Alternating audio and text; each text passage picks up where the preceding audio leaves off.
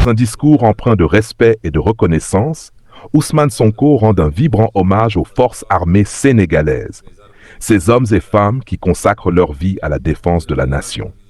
Face aux militaires blessés, mutilés ou tombés au champ d'honneur, le Premier ministre rappelle que l'armée reste l'un des piliers les plus solides de l'unité et de la souveraineté du Sénégal.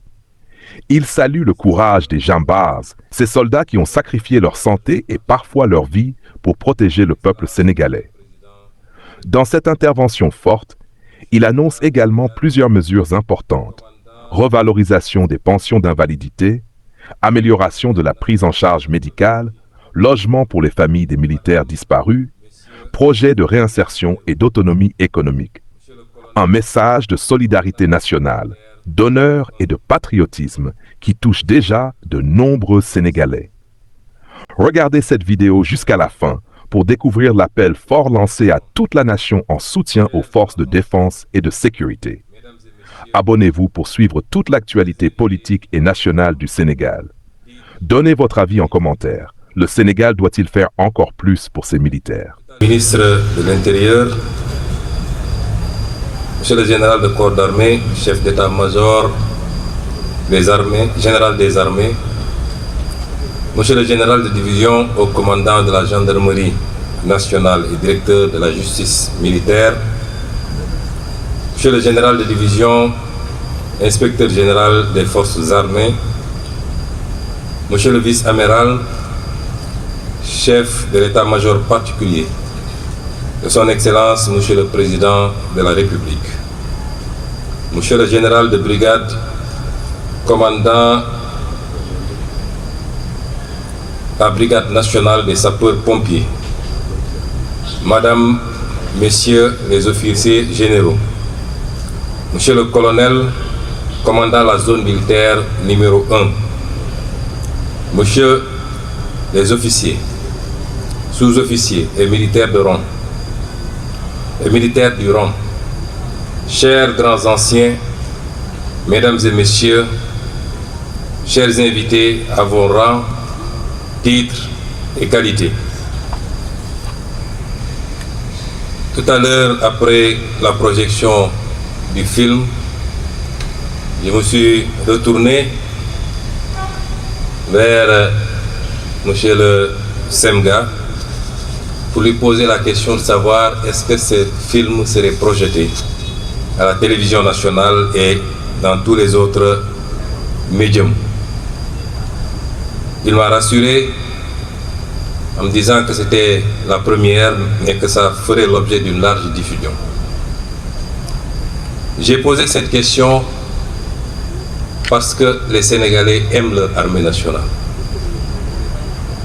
Ils l'aiment plus que toute autre institution, tout groupement et toute individualité. L'armée nationale est certainement l'un des ciments les plus forts de notre consensus national. C'est donc avec un plaisir et un grand sentiment de fierté que je me joins aujourd'hui à vous, Monsieur le ministre des Forces armées, accompagné des membres du gouvernement, pour présider cette cérémonie officielle de lancement de la campagne nationale de solidarité au profit des militaires blessés de guerre et des invalides. Je voudrais d'emblée saluer cette belle initiative du chef d'état-major général des armées qui a très vite rencontré l'onction de son Excellence, Monsieur le Président de la République, Bassirou Diomaye Diakhar Faye, chef suprême des armées. En effet, cette activité majeure qui nous réunit aujourd'hui est au cœur de sa vision et de l'engagement du gouvernement au service de nos concitoyens. Cette initiative incarne des valeurs de patriotisme et de solidarité qui guident au quotidien nos actions et notre engagement citoyen. En vérité, elle est un événement national traduisant la reconnaissance de la nation toute entière envers ces dignes filles et fils qui, aujourd'hui, sont blessés ou malades en défendant la patrie. Lorsque M. le ministre des Forces armées m'a saisi pour me demander de présider cette journée, ma première réaction a été de tiquer un peu.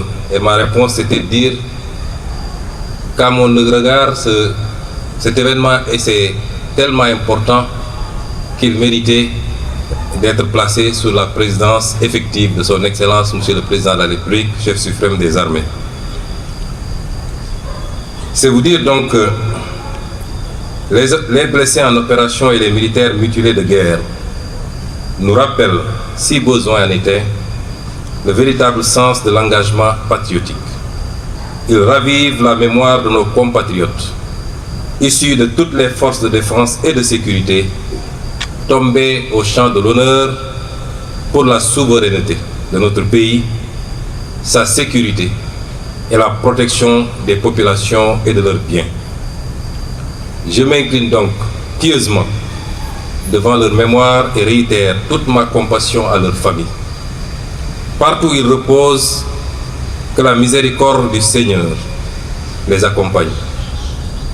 Il nous démontre surtout, par l'exemple, le besoin de développer une grande résilience au niveau individuel et sur le plan national, dans un contexte international de plus en plus complexe et imprévisible. À ce titre, je rends un vibrant hommage à nos forces de défense et de sécurité pour leur engagement sans faille, en tout temps et en tout lieu, auprès des populations, afin d'assurer la défense de notre territoire national, et ceci au prix de leur vie. Pour cette raison, je voudrais ici les citer en exemple pour notre jeunesse. Ma présence parmi vous montre à suffisance la volonté du chef suprême des armées et du gouvernement d'être davantage plus près de ses filles et fils de la nation et de leurs familles. Je salue l'effort au quotidien des armées dont les actions viennent s'adjoindre aux mesures déjà prises par le gouvernement pour la revalorisation des pensions d'invalidité, la modernisation du mécanisme de la prise en charge médicale et l'octroi de logements pour les décédés en opération. Au demeurant, cette nouvelle initiative offre à ces valeureux djambars l'opportunité de poursuivre leur contribution au développement économique et social de notre pays. C'est pourquoi je me félicite de l'approche transparente et pragmatique d'identification de projets structurants par les concernés eux-mêmes en relation avec les experts de l'Agence pour la réinsertion sociale des militaires.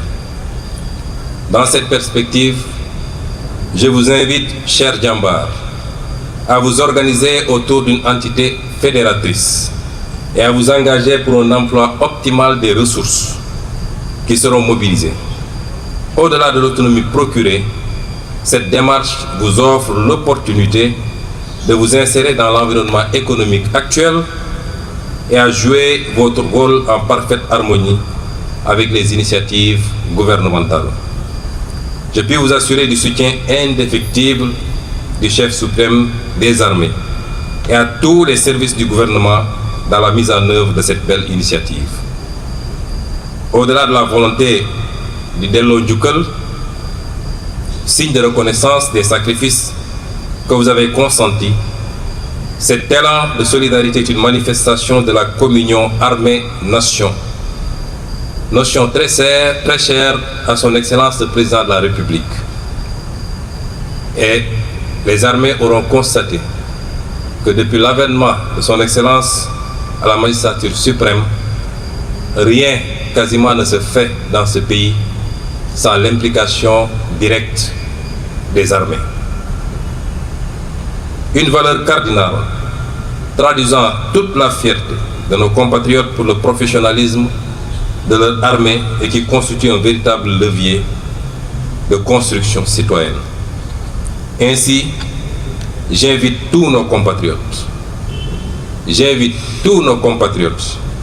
en commençant par les membres du gouvernement, et tous ceux qui sont investis d'une responsabilité à se joindre aux armées pour soutenir nos djambars frappés d'invalidité dans le financement de projets viables et durables.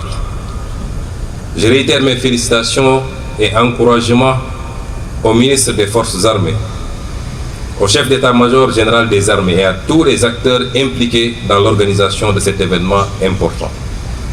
Je remercie également les partenaires qui se sont déjà manifestés en donnant l'exemple pour accompagner cette cause nationale.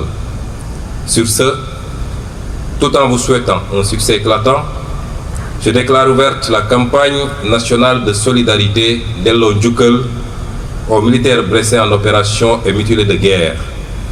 Soyons tous solidaires de nos djambars. Je vous remercie de votre aimable attention. On nous tue, on ne nous déshonore pas.